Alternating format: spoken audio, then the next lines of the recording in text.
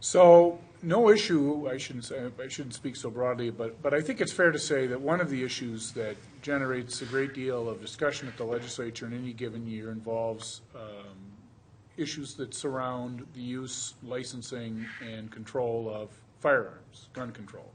We have several questions from viewers. I'm not going to go through each question individually, try to group them all together, give the panel a chance to talk about this issue from your individual perspective and where you think this might go this session. But the kinds of questions that viewers bring up are either arguments for or against, things like the concealed carry bill, expanding this in some way, reciprocity, similar kinds of issues, and of course other folks who want to talk about the importance of different kinds of background checks and things like that. So I want to be fair to both sides on this question. I think I've identified the kinds of questions we're going to get, and just ask the panel generally what you see happening on this issue in this session. Should we start with you, Representative Hornstein? Well, I would like to see much more common sense gun safety legislation passed than we've been able to do.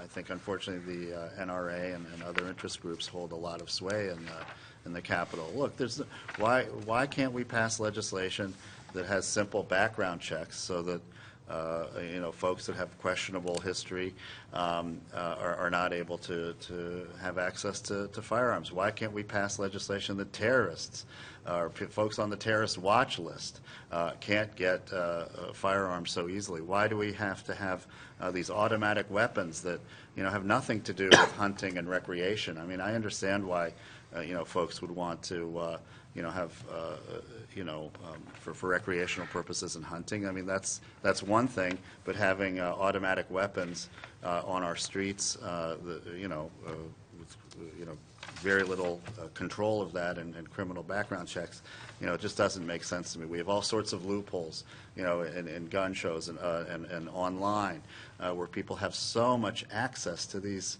very highly sophisticated weapons that really have one purpose: to kill. And so, unfortunately, we haven't been able to make progress on this issue. I thought with all of these different shootings, I really thought after the Newtown massacre of children and a school in Connecticut, we would wake up to this issue and we would be able to at least do something about it. But we have not really had any sense that we'll be able to make progress, again because of, I think, some of the interest groups involved here. But I think the people are waking up to this issue, and I hope folks will get active and contact their legislators. And we're talking about just common sense safety kinds of concerns, and I think those are things that we can agree on. But unfortunately, we've had a lot of influence by one or two organizations, and that's been really inhibited our progress on this issue.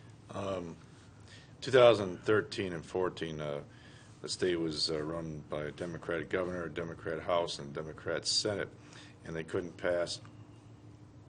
make any changes in Minnesota gun firearm laws. That's because the state of Minnesota, the people spoke.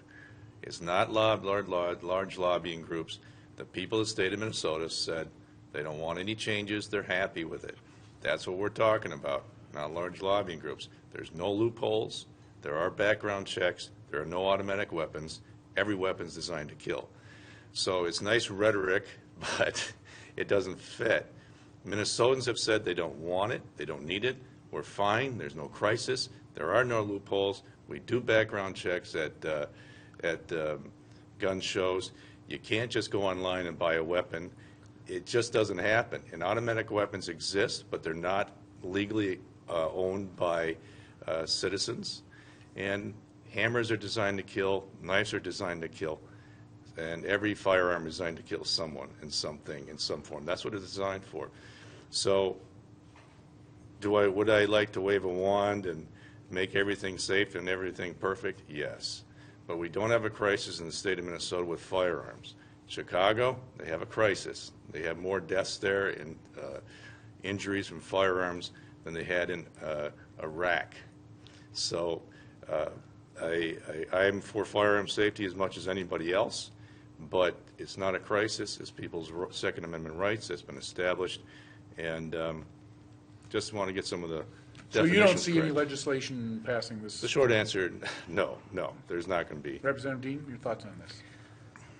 Well, I think Senator Chamberlain brought up some of the gun legislation that was proposed a couple of years ago, and some people were surprised in the wake of Newtown and other mass shootings that it didn't go basically anywhere, that was not able to move forward. And I think there is, Minnesota in particular has a heritage of hunting and also gun ownership for protection. And people saw that as a threat to that. Now, I don't know if that was because the proponents of that legislation didn't do a good enough job of reaching out, or the legislation itself was flawed, but for whatever reason, I saw a grassroots opposition to that I have not seen, maybe just a handful of times, but that was very clear that people were very organized, motivated, and it was not geographic. It was pretty widespread from across the state. People in my district came to the Capitol for that reason and stopped up. So that was something that was that was not fake. That was a very real opposition to that. And moving forward, I think people's Second Amendment rights are important and for protection and for hunting, and I think Minnesota will continue to lean in that direction. And I think if there is legislation proposed on the other side, that they're going to have to take a very different tack than what was taken a couple of years ago.